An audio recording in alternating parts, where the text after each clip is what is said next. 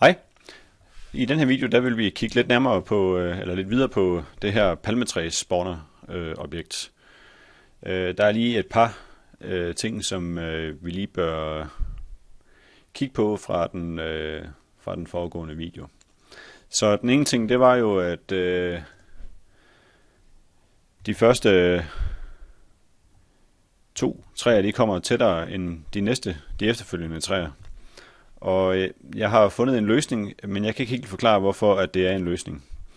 Men det man kan gøre, det er at ændre starttidspunktet for, hvornår at den skal begynde at lave det første træ. Så der har jeg jo valgt, at det bare skulle starte med det samme. Men hvis man nu ændrer det til spawn time for eksempel, det vil sige 2 sekunder, så kan man faktisk løse problemet på den måde. Her må man meget gerne komme med en forklaring og eventuelt en forbedring, hvis man har et godt forslag til det. Så nu ændrede jeg altså 0 til spawn time og fik koden kompileret, og hvis jeg nu kører spillet igen, så går der selvfølgelig lidt tid inden det første træ kommer, men så kommer de også med et tilsvarende mellemrum imellem. Hvis I nu holder øje med listen af spilobjekter, der er i spillet, så kan I se, at den der spawner, den laver jo nogle kloner af palmetræet, og der bliver så flere og flere palmetræer. Det er som om, at de bliver ved med at være i spillet, ikke, selvom de er kørt ud af skærmen i venstre side. Og det skal vi selvfølgelig have gjort noget ved, fordi at jo flere objekter, der er i spillet, desto mere plads kræves der, og i sidste ende, ja, så vil spillet jo drukne i palmetræer og i det vil belaste effektiviteten. Så vi skal på en eller anden måde have sørget for, at palmetræerne de ligesom dør, når de er kørt ud af billedet. Så det vil vi prøve at kigge på nu. Så jeg går ind i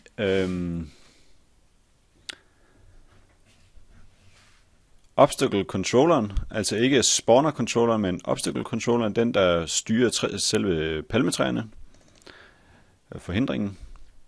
Så det var i det script, vi fik træerne til at bevæge sig fra højre mod venstre.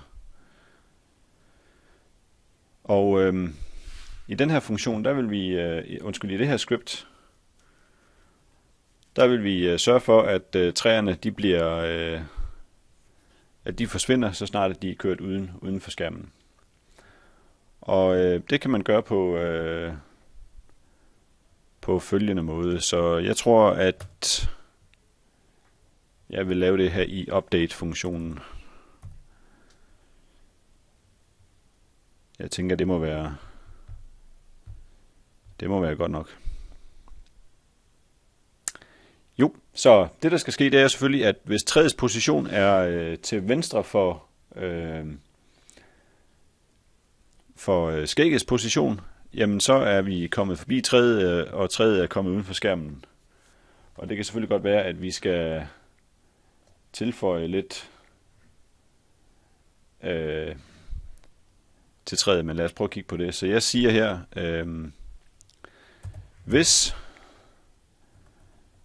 positionen, og positionen får man jo fat i med det her transform, og jeg vil gerne have det med lille t, position x, så hvis x-koordinaten er mindre end skæggets x-koordinat, så lad os lige prøve at få fat i skægget.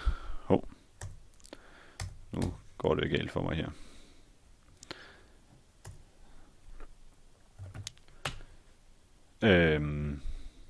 Lad os bare kalde den FB for floppy bit. Og det er et game object.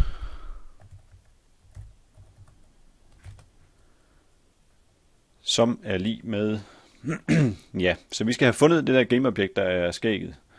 Og det kan man gøre med følgende funktionskald. Game object find.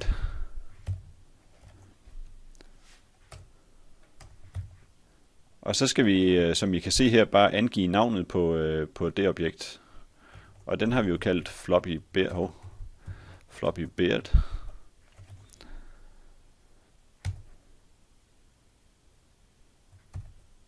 Så håber vi, at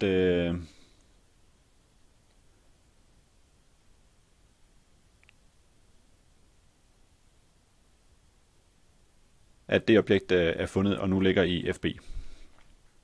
Godt. Så vi skal have fat i skæggets x-koordinat, og det gør man så på følgende måde. Så vi siger FB,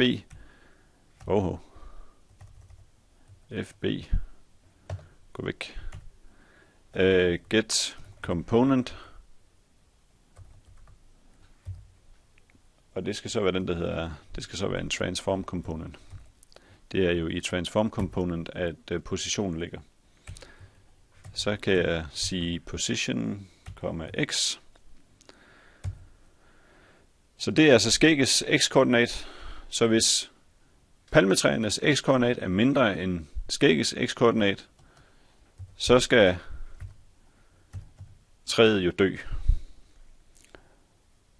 Og det gør man ved at sige destroy.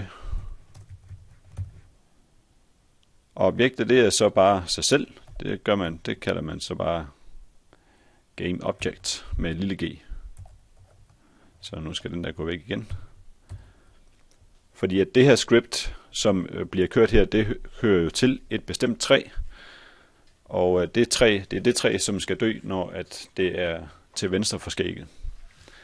Så lad os prøve at se og krydse fingre og håbe, at det her det kan kompilere.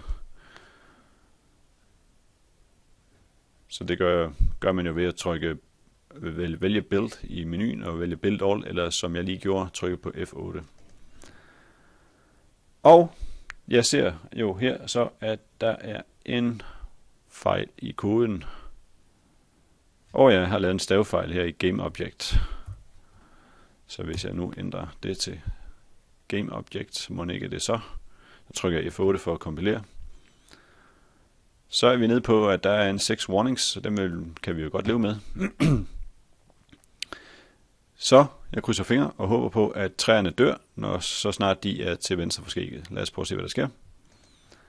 Jeg trykker play og prøver at holde mig i luften med skægget her. Kan jeg jo sådan set bare holde mig helt herop. Så holder vi øje med, hvor mange kloner der kommer. Der døde i hvert fald en der. Der døde en mere. Så nu kunne det godt se ud som om, at de dør lidt for tidligt. Så de dør simpelthen...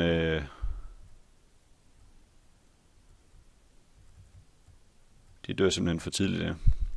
Så vi skal altså have ændret koden en lille smule, sådan så at palmetræernes x-koordinat skal være lidt mindre, før de dør.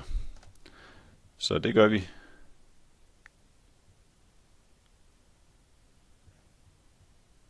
På følgende måde. Jeg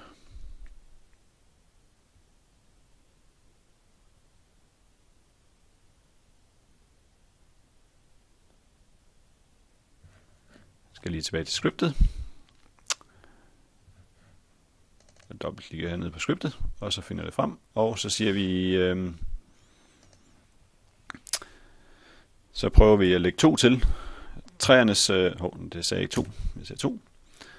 2 Unity-enheder til træets x-koordinat. Og hvis den værdi så er mindre end skæggets x-koordinat, så skal de forsvinde. Lad os prøve at se, om ikke det kan gøre det.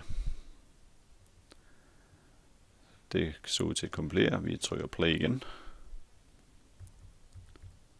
Vi prøver at holde os svævende her. Og holde øje med, hvordan det forsvinder. Ja, så nu ser det ud som om, at træerne forsvinder sådan umiddelbart efter, at stammen den har forladt skærmen. Så det vil sige, at den sidste del af kronen, den forsvinder bare uden videre. Men det kan vi, tænker jeg, godt leve med. Og så kan I se, at der hele tiden kun er 3 kloner, maks 3 kloner på banen i spillet. Så det ser rigtig fint ud. Så det holder vi fast i, og så Så er det nok i den her omgang. Så moin.